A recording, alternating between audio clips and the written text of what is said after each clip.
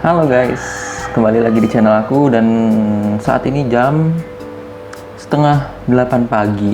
Masih setengah 8 ya, masih pagi banget. Dan maaf kalau misalnya nanti ada suara ayam. Ya karena ada ayam di belakang sana dan langsung aja kita mulai videonya. Tuh, suara ayam kan? Oke, lanjut aja, langsung aja kita mulai videonya.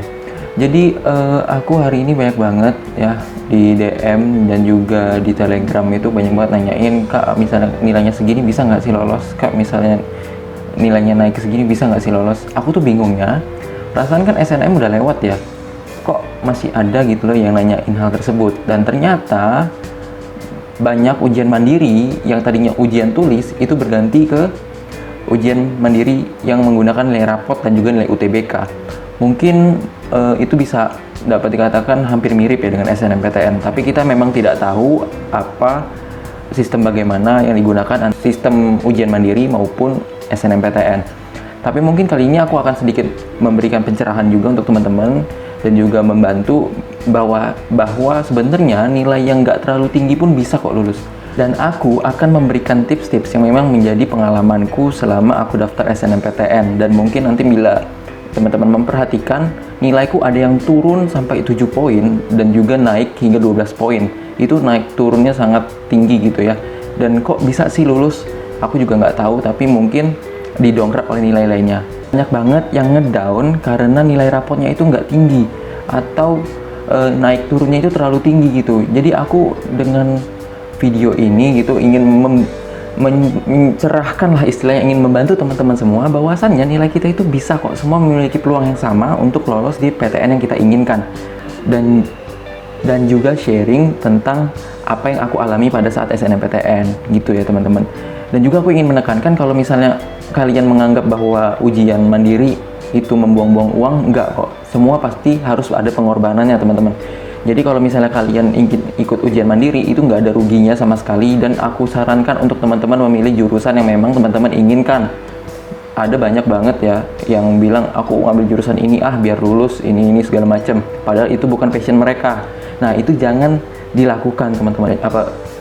Apabila memang kalian ingin mengambil jurusan yang lain, pelajari terlebih dahulu, buka silabusnya, apakah yang dipelajari di jurusan itu memang keinginan kalian atau tidak. Seperti itu ya teman-teman. Lanjut aja nih ke nilai rapotnya ya. Jadi nilai rapotku pada saat SNMPTN, oh iya, jadi begini kartu SNMPTN ku. Udah? Oke, lanjut. Sekarang aku akan menunjukkan nilai rapotku seperti ini.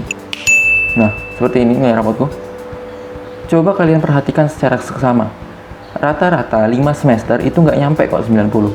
Nah, untuk teman-teman yang menganggap bahwa nilai kalian itu rata-rata 88, lalu rata-rata 90, nilainya 85 dan juga 84, juga jangan takut karena kita itu memiliki kesempatan yang sama ya.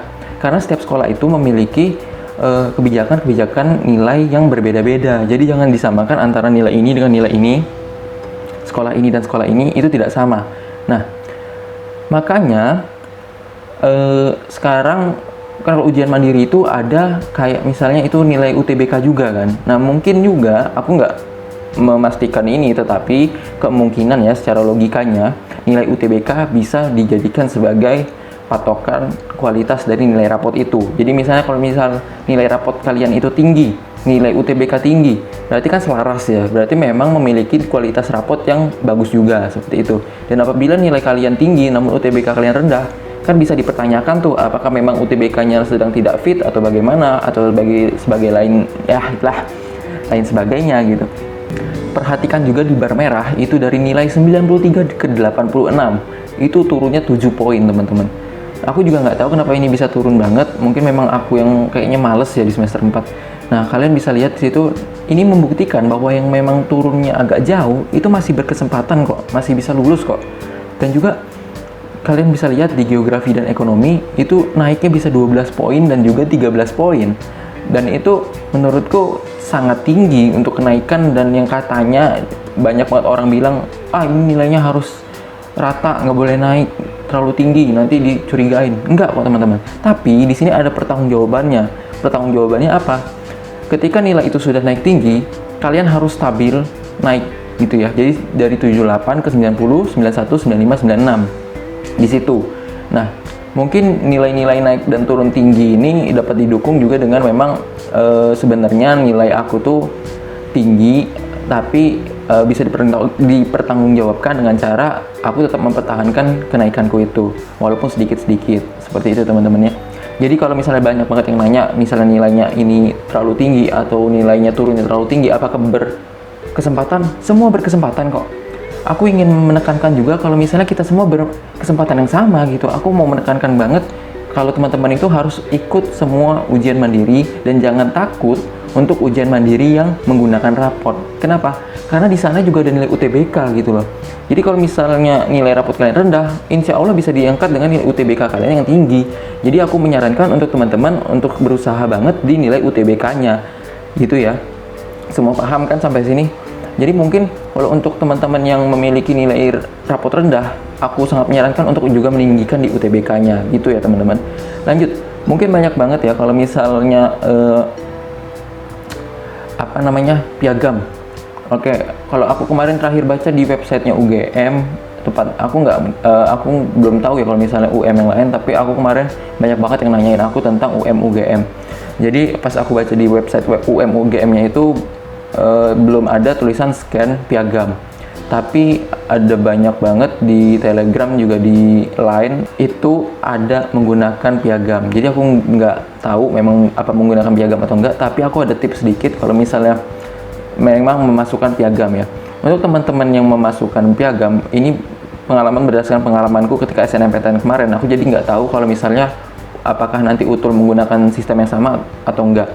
Tapi kalau misalnya piagamnya disuruh hanya memasukkan 3, aku menyarankan teman-teman itu untuk memasukkan yang memang memiliki kata tulisan juara di situ teman-teman. Jadi kalau misalnya teman-teman juara tingkat kota dengan peserta tingkat nasional, aku menyarankan masukkan yang juara tingkat kota, karena di tingkat kota kalian sudah menyisihkan banyak orang. Namun kalau misalnya peserta, ada beberapa lomba ya, pengalamanku hanya bayar, ikutan, kalah, dapat peserta. Kecuali, pasti kan ada banyak pertanyaan nih, apakah yang peserta ini boleh dimasukkan? Boleh, asalkan yang mengeluarkan adalah pihak-pihak yang memiliki kredibilitas yang dipercaya. Dan juga memang misalnya peserta tingkat nasional ini sebelumnya mengalami tes-tes lainnya, misalnya kayak OSN, pasti kan sebelum-sebelumnya juga mengalami tes ya, gitu. Dan juga aku sangat menyarankan untuk teman-teman memaksimalkan piagam kalian dan pastikan piagam kalian relevan dengan jurusan yang kalian ambil. Itu kalau SNMPTN ya teman-teman. Tapi mungkin bisa diadopsi ke utul nanti apabila memang menggunakan piagam. Begitu teman-teman. Nah, mungkin kalau misalnya kalian bertanya ya, ini kan nilainya naik terus kak dan lain-lain sebagainya. Overall memang naik, tetapi kan aku ingin menekankan kalau misalnya rata-rata 5 semester itu 87,8. Nah, untuk teman-teman yang memiliki nilai di bawah itu ataupun di atas itu sangat memiliki peluang gitu loh. Jadi jangan kalian, aku tuh sangat bingung banget ya, karena banyak banget yang ngedown gitu. Aku tuh nggak mau kalian sebelum bertempur itu udah nyerah duluan. Ingin menekankan lagi, saat-saat seperti ini banyak banget yang perang mental ya.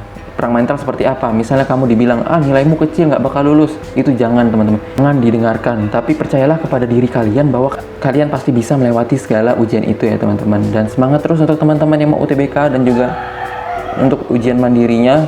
Maaf ini banyak banget ayam ya. Aku juga nggak tahu ini ayam dari mana. Karena kamarku ini dekat dengan kebun ya. Jadi oke, terima kasih teman-teman. Terima kasih, semoga video ini bermanfaat. Jangan lupa di-share untuk teman-teman semuanya. Semoga bermanfaat ya. Aku akhiri, wassalamualaikum warahmatullahi wabarakatuh.